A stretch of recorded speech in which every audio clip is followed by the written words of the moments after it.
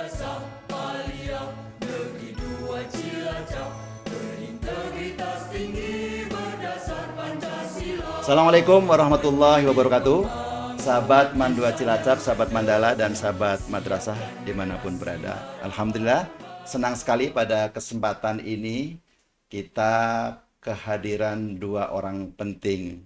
Beliau-beliau adalah senior saya di Mandua Cilacap.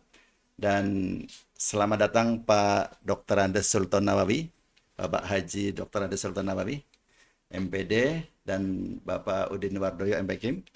Kalau Pak Udin ini pengawas atau pendamping madrasah masih aktif. Kalau Bapak Dr. Andes Sultan Nawawi ini sudah purna dari pengawas. Tapi karena orang pendidikan masih tetap terus belajar ya Pak Sultan ya. Ya. Senang sekali sahabat madrasah dimanapun berada. Pak Sultan dan Pak Udin hadir mengikuti proses kegiatan workshop peningkatan sumber daya madrasah guru dan tenaga kependidikan di Mandua Cilacap. Dan beliau sampai tuntas, sampai penutupan.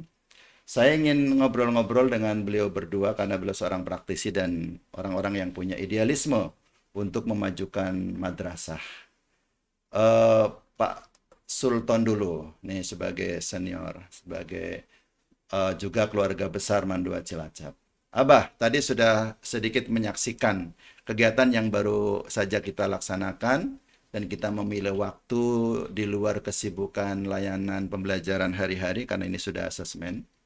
Kemudian tema yang kita angkat untuk 3 hari ini adalah ada 2 isu penting yang sedang menjadi concern baik di Kemendikbud maupun di Kementerian Agama, yaitu kurikulum berbasis cinta. Ini merupakan pendekatan sebenarnya, tidak tepat kalau dikatakan kurikulum, tapi istilahnya udah terlanjur terkenal ya Pak Udin ya, kurikulum berbasis cinta. Kemudian yang satunya adalah pembelajaran mendalam atau deep learning istilahnya. Kami mencoba merespon itu untuk secara mandiri kita hadirkan para narasumber yang punya kompetensi di bidang itu. Kemudian kita berikan ini kepada guru-guru kita, pegawai kita. Tanggapan Abah Sultan, kira-kira untuk memajukan madrasah dengan cara-cara begitu, kira-kira mungkin masih banyak hal yang harus dilakukan oleh saya terutama sebagai mitra di Mandua Cilacap ini atau sebagai yang bertanggung jawab di Mandua Cilacap ini. Kira-kira bagaimana Pak Sultan tanggapannya? Ya, menarik. Forum yang diciptakan kalau bahasa saya, sebenarnya ini forum bukan hal baru di Bagiman Majenang, forum untuk kajian-kajian kepada guru. Dulu Pak Mustamid juga sudah pernah melakukan. Tetapi setelah Pak Mustamid ke belakang hampir vakum. Saya justru terkejut Pak Mahmudin ini menghadirkan kembali bahwa pendidikan tidak bisa lepas dari kegiatan keilmihan seperti ini. Update terhadap pengetahuan guru itu tidak boleh berhenti. Ketika berhenti maka vakumlah pendidikan itu sebenarnya hanya sekedar proses yang tidak mencerdaskan kembali.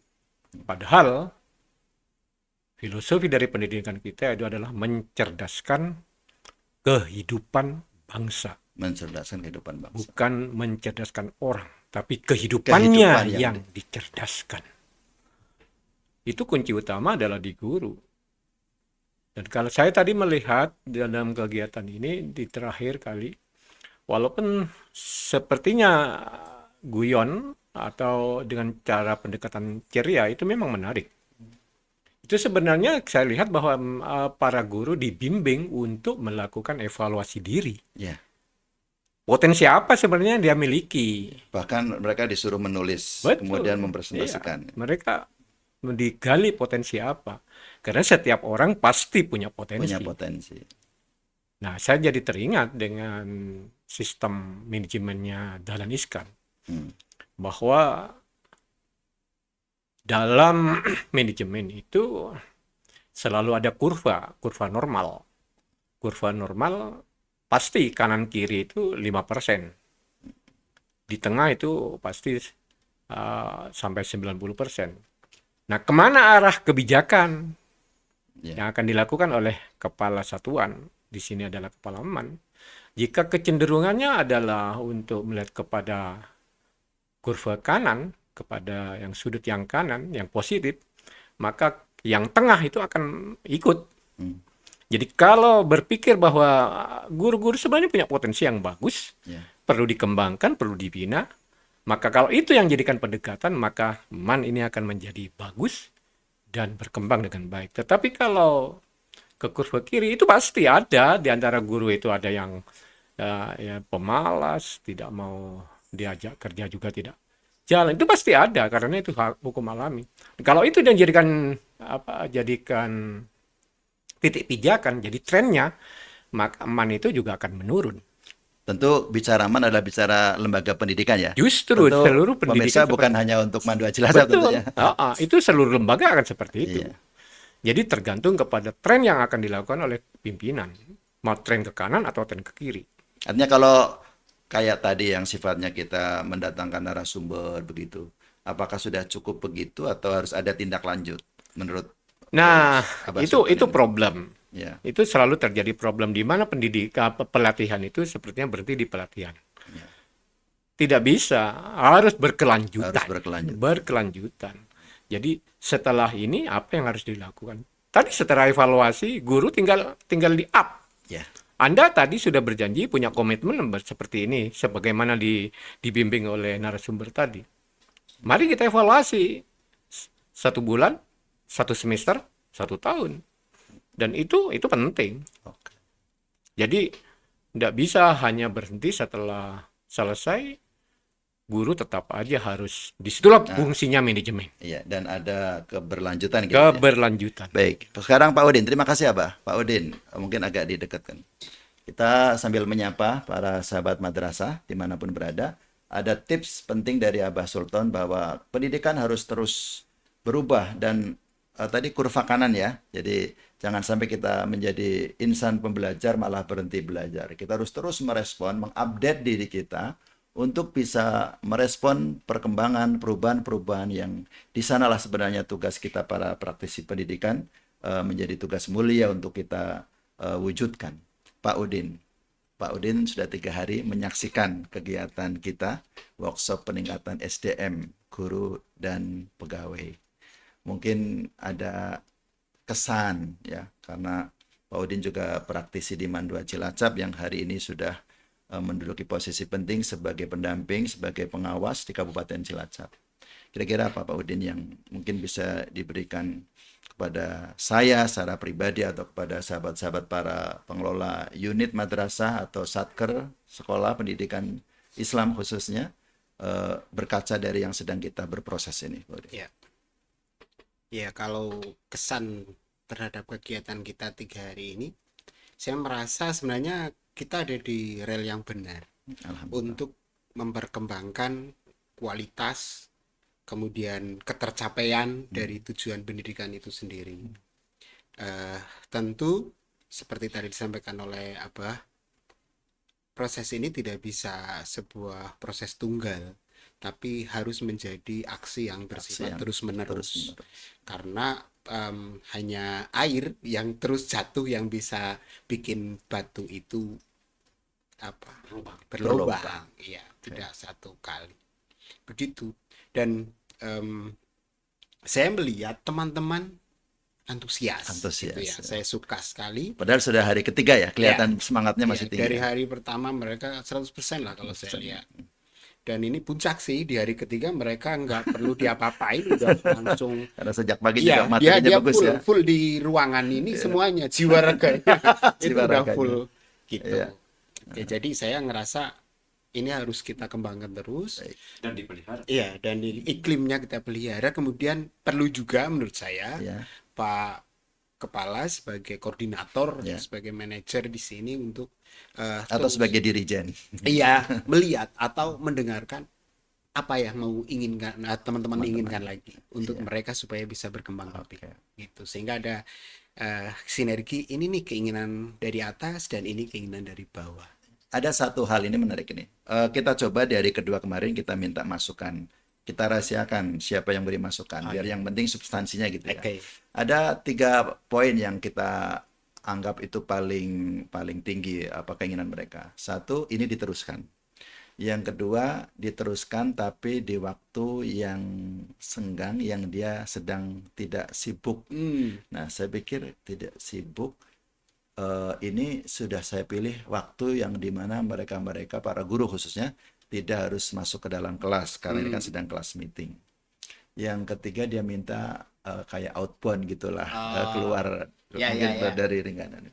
Nah, saya menemukan problemnya. Kalau outbound mungkin bisalah direspon ya, kapan-kapan bisa kita keluar gitu. Tapi kalau waktu yang tidak ada waktu yang tidak berbenturan dengan tugas, ini waktu yang paling tepat. Ikhtiar kita dengan tim saya dengan tim kurikulum bahwa ini sudah selesai asesmen, masa menunggu pembagian rapot, ada proses. Kalau untuk proses penilaian sekarang kan kita sudah pakai digital ya, kita udah nggak terlalu kayak zaman dulu itu loh. Makanya kalau kita menggunakan apa namanya Mas? Kuiper. Jadi kita lebih praktis sekarang itu. Tanggapan Pak Udin tentang itu? Ya, saya kira itu perlu disosialisasikan bahwa dikomunikasikan. Ya, dikomunikasikan kepada teman-teman karena memang waktunya yang Mas paling memungkinkan kan sekarang. Ya, sekarang. Jadi satu itu, yang kedua misalnya untuk outbound mungkin nanti bisa dibuat semacam selang-seling atau gimana. Ya. Tapi secara prinsip semuanya bagus sih. Ya. Kegiatan yang bersifat intelektual seperti ini dan outbound yang bersifat fisik itu perlu ya? Jalan bareng. Iya. Dan saya menganggarkan kayak gitulah, nabung gitu. Ada anggaran pengadaan alat outbound. Memang sudah saya anggarkan itu. Iya, karena saya berpikir siswa pun butuh itu. Iya. Anak itu kalau hari-hari di ruang kelas terus, mereka itu bosan, jenuh. Maka depan saya juga pengen. Saya pernah baca buku yang waktu kita aktif di Perpus ya Pak Udin, ada buku Revolusi Belajar. Di sana ada Supercamp ya, yang anak-anak itu diajak outbound, mereka dia tes uji nyali begitu pulang dari acara Supercamp mereka punya semangat yang tinggi karena dia menghadapi banyak tantangan dan dia bisa mengatasi.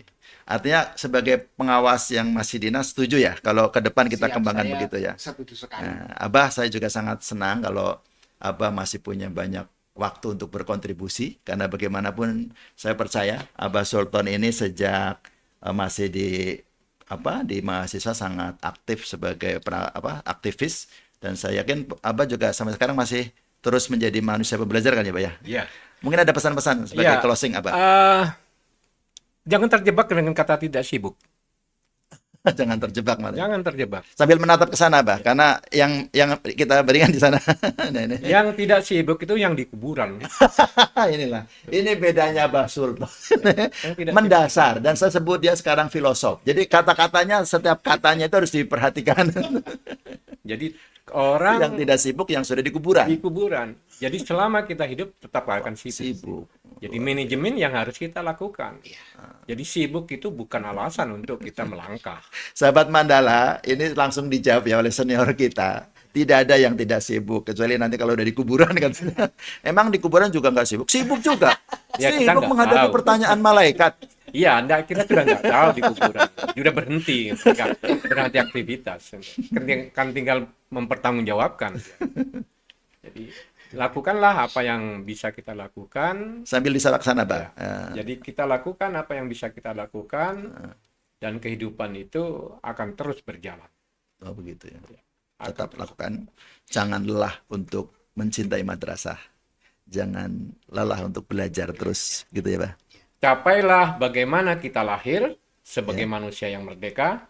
Bagaimana siswa kita menjadi manusia yang merdeka. Yang tidak terbeban 4 penjara yang dilihat oleh Ali Syariati, yaitu penjara biologis, penjara sosiologis, penjara historis, dan penjara sosial. Penjelasannya sesi akan datang.